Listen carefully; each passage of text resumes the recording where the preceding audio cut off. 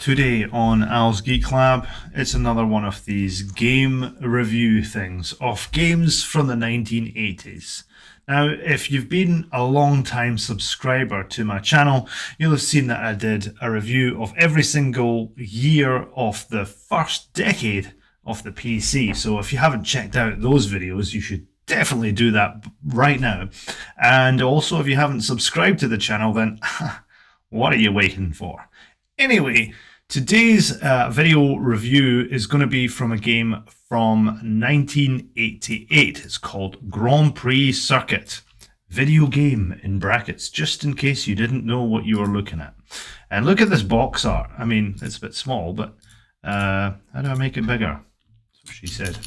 But there you go. There's the DOS front cover of the box there, looking pretty awesome. Looks like something really high tech is in store for you, because 1988 was the name of the game. I think by now VGA had come out, but unfortunately it looks like from this very blurred text down here that this game did not support VGA. It supported Mega CGA, Hercules, CGA, EGA. And it supported the PS2, more importantly, which had just come out by that point. But unfortunately, it didn't support VGA. So this was EGA graphics at best, 16 colors. Don't let that dissuade you, though. It also came out for a ton of other platforms as well, but I think primarily it came out for the PC and then was ported or something like that. Anyway, it says it was ported to Amiga, Amstrad CPC, Apple IIgs, Commodore 64, and ZX Spectrum. I'd love to see some of the graphics on those platforms. Probably not the ZX Specky. I love you, Specky. You have a special place in my heart, but God, you were horrible. But if you have some screenshots of any of those platforms, in fact, for shits and giggles, the ZX Spectrum, then please let me know. Send me a link to those screenshots. In fact, Moby Games has got to have some of that Grand Prix Circuit badness in there. Grand Prix Circuit. I can't believe we're going to have to... There we go. Here we go. Ah. All right. So there's they all look like PC DOS. Yeah, I've never seen a screenshot from this game from anything other than PC DOS. So that's very interesting. Anyway, let's go back to the wiki page, because it says that you can have three different cars. Only three, which is a bit disappointing, but still, you have the McLaren, which is a Honda, still running Hondas in 2025. You got a Honda 1.5 litre, that seems very small. V6 turbo, and it's 790 brake horsepower. Which interestingly is the highest amount of horsepower of all of the engines in the race. So you can have a Williams, which is a Renault, 3.5 litres, a big hulking engine, V10. Look at the size of that compared to did it say the V6? Show the V6? I don't know. But a V6 engine is far smaller than a V10 engine. Okay, that's a big engine. 10 cylinders versus 4 cylinders in a V shape, if you don't know your engines. 735 brake horsepower, right? So it's not as much power output as the small 1.5 litre V6 turbo. What's going on there? Can't tell you. And then there was, of course, the Ferrari, and everybody loved to drive the Ferrari, but that was actually the least performant of all of them, according to this game anyway. It was a V12, so an even bigger car engine, and 680 brake horsepower. So it says the McLaren Honda Turbo is the most powerful car in the game, but is also the most difficult car to control. This is the 1988 combination that won 15 out of 16 Grand Prix, along with 15 pole positions in the hands of Ayrton Senna and Alain Prost. And these, to my mind, like they were racing gods, these people. I mean, Ayrton Senna, I don't know if you've seen the Netflix series for Senna, but that guy was just a racing god. So like, rest in peace, Ayrton. I mean, that guy was serious racing class. Anyway, So you can choose a little bit less control with the fastest engine, or you can choose a higher level control with one of the other engines, the Williams or Ferrari engines. So anyway, that's the game, and basically what you're doing, you're playing the Formula One Grand Prix as it was, in 1988. What else have we got? The 5 difficulty levels and 3 playing modes: practice, single event, and championship circuit. As the game is accompanied by music written for the Commodore 64 by Chris Hatteled. The high score end of game music is based on Na Na Na Hey Kiss Him Goodbye from the 1969 by Paul Lecca, Gary DiCarlo, and Dale Frauscher. I don't know that because all I've played this on is the PC, and of course I get the horrendous PC speaker audio. There is nothing else I've heard it on, so I would love for you guys to educate me on how the Commodore 64 version played, how the Apple II GS version played. That could be quite cool. And I have a special place in my heart for the Amstrad CPC, so also let me know how that goes. The Macintosh even had a version. That couldn't have been good. Anyway, without further ado, let's just get on with it. Let's just play this game. I played this game a crap ton. I don't know from when. It would have been about 1991, I'm going to say. So let's get on with the game. This is Grand Prix Circuit. Accolade's name is all over it, but then you actually have a look at the credits. It says Distinctive Software Incorporated were actually behind the main development of it. So I don't know what hand Accolade actually had in the development of the game. So anyway, let's press on. Here we go. So again, as it said on the Wikipedia page, you have 3 options: the practice run, the single race, and the championship circuit. You can either be a beginner or all the way to pro. I don't think I've ever played this game on pro.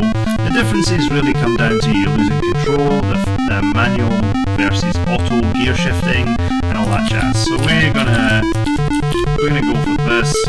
I'm gonna be a wiener and go for 4, but I'm also gonna lift the difficulty level up. All right. Now, what did I do there? I went single race. I'm gonna do the championship circuit. Right. So I can choose Ferrari, and as you can see here, the statistics of the cars. I love this part. Right. This really did it for me. I love the statistics of the cars, and at the beginning I didn't really understand anything about this. I was probably 9 years old or something like that, so I didn't understand any of this stuff. I was like, oh, red line, that sounds cool. And you can see, if you look at the graph on your right hand side, you can see there's the Ferrari, which is the least performant, and then you go down to McLaren and you can see that little graph of torque and horsepower go up. So the torque's about the same, but the horsepower is definitely higher. So the Williams, the Ferrari, and of course the McLaren. And so the McLaren is higher on all of the benches, but notice the torque is in the RPMs. It's highest around 8,000 RPM, and the torque's better in all regards. Everything is better with the McLaren, but a smaller engine. That's just crazy. 798 versus 735 versus 680 on the Ferrari, which is, just beggars belief that the Ferrari was not as a good car. What's going on there? Right, okay, well, usually I would go McLaren, but today I'm gonna go Williams, just for giggles. Alright? These old-fashioned Formula One cars, they don't make them look like that anymore. And the Marlboro red of the Ferrari and all the rest. So here we go. Anyway, we're on to the tracks. There is, 1, 2, 3, 4, 5, 6, 7, 8 tracks. Not today's, how many tracks are in Formula One now? 22, 23? I don't know. There's a lot of tracks. I don't know whether it was a thing at the time, but there was 8 tracks. I don't know if that was the case with Formula One, but there's 8 tracks here. Okay, so I'm going to save. I'm going to save in number 0. And I'm going to play. You have to play in order when you're doing the championship. When you're doing a single race, you can choose any track you like. So off I go to Brazil first of all. Ayrton Senna's home ground. Here we go. Now I'm on a fairly easy setting here, so I don't have to change gear.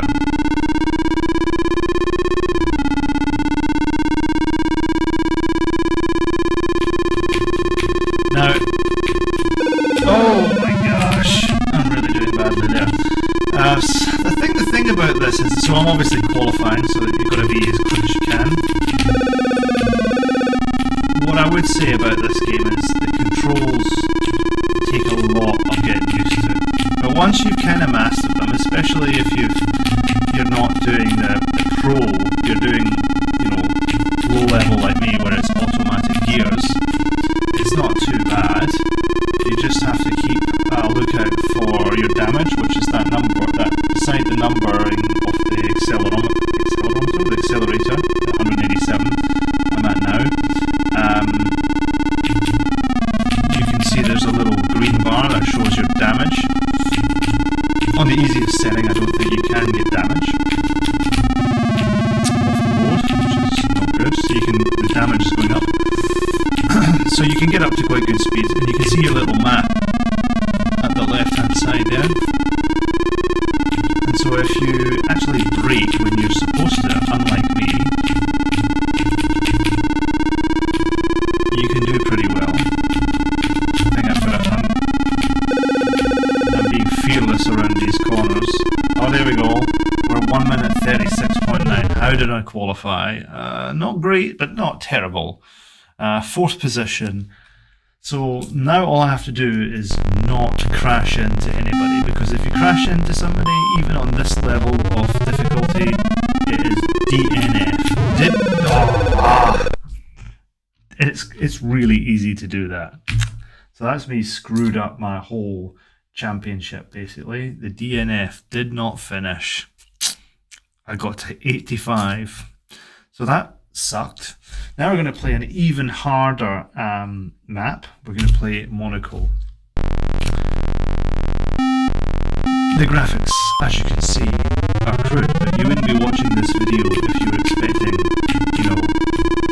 fantastic graphics. I'm going to really try on this lap. I love the fire button down in the bottom left. Stuck the old brakes on hard there.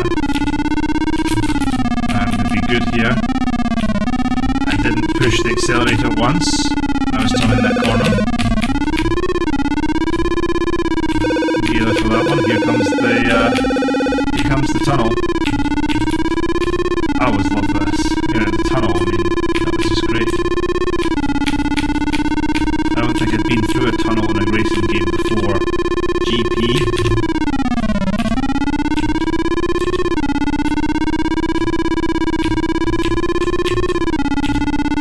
You never know where to look with this game, whether you should look at the little map.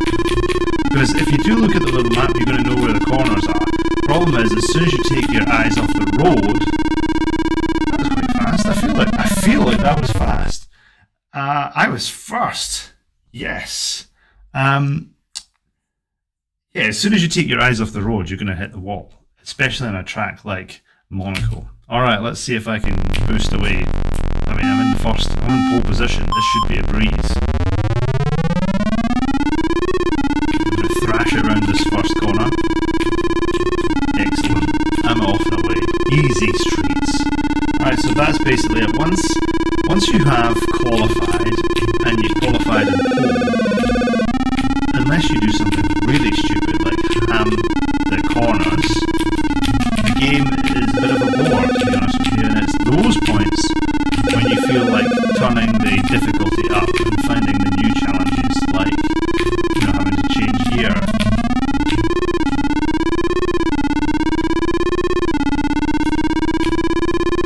The sound's obviously PC speaker at its worst.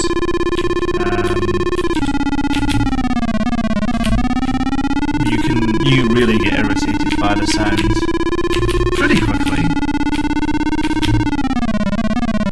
Oh, I really overshot that corner. That was not good. That was not good, people. There's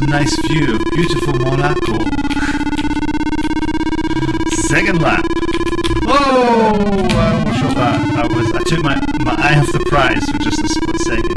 And I mean, I guess if you really were a Formula 1 player, if you took your eyes off the prize for just a split second, you'd be in the wall. So in that way, I guess there is some sort of realism. This was about as real as it got in 1988, people. I wonder what, like, if Formula 1 drivers in the 80s, you know, because these days they have computer sims that they actually try and learn to drive on before they actually go out on the track. They've got simulators, right? I wonder if back in the day they had simulators that were as bad as this. You know, as blocky and as crude as this. But I mean, look, it may be blocky, the controls may be sluggish. But I can tell you, how did that happen? I span round. Wow. Was not expecting that. But I'm miles ahead of P2, so...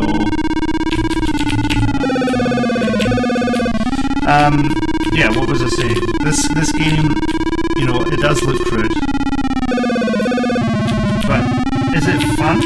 Once you master the controls, once you realise that it's actually not that bad, you just have to get around the controls. It's like all the other Accolade racing car games before it, like Test Drive 1. I think Test Drive 2 might have been out by the time this game came out, or it was around the same time. Test Drive 1 came out in 1987, I want to say. So this car game came out the year after Test Drive, and it had already fixed the problems with the controls of Test Drive. Because Test Drive 1's controls were janky. Why do I say they were janky? Because you couldn't accelerate and turn at the same time. Like, you couldn't hold down the gas pedal and move left and right like I'm doing right now.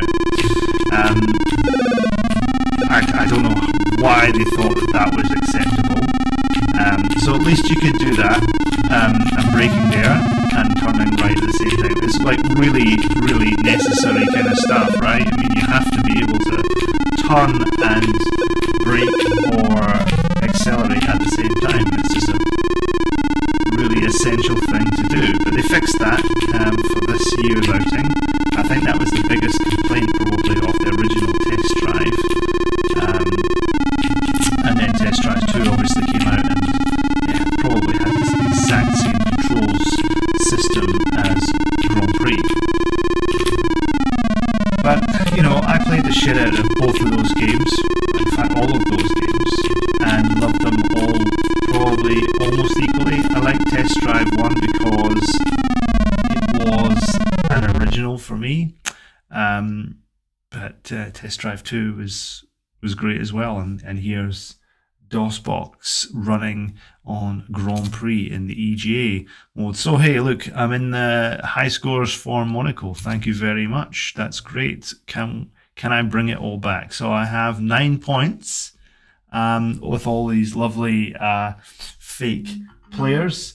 I'm going to try for Canada. What does Canada look like?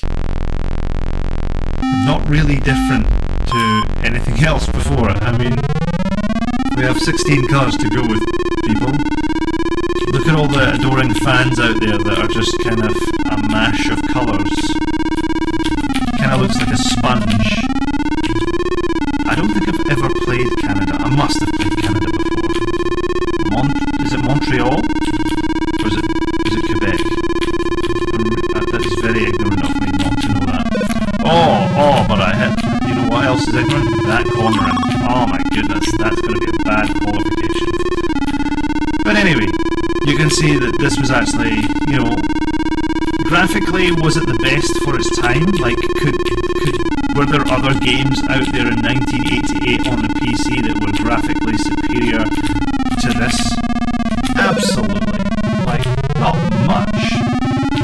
But definitely, yes, graphics were better. In fact, VGA was out, so you could actually go for a 256 colour palette instead of the 16 that it's on here. But it was only VGA had only been out for a year, so I don't really blame it for that. I think in terms of playability, how many points out of 10 am I going to give GP? Playability, yeah, it's up there. It's up there. I love playing this game. I never really got bored of it. I'm still playing it today. I play it on my old machine over there in the corner in real life. So, yeah, it's going to be an 8 or a 9. So anyway, I'm going to play the heck out of this. I'm going to stop recording now.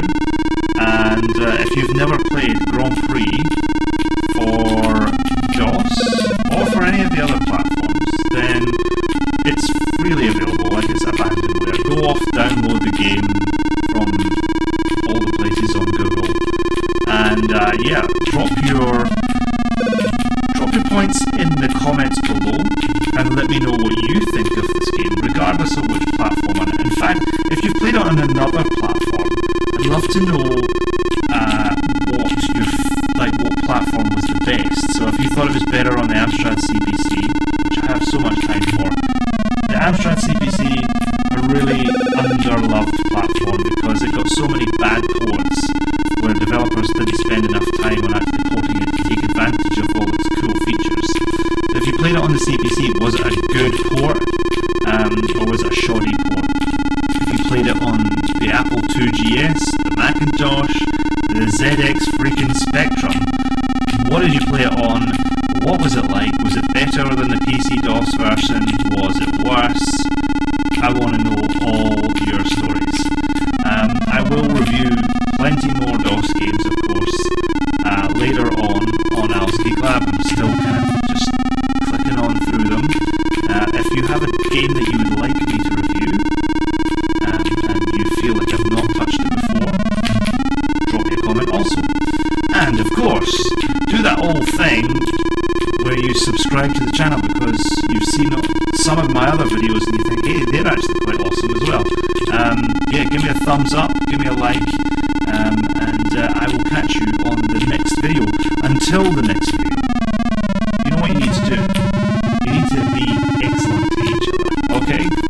This is Al from Al's Geek Lab saying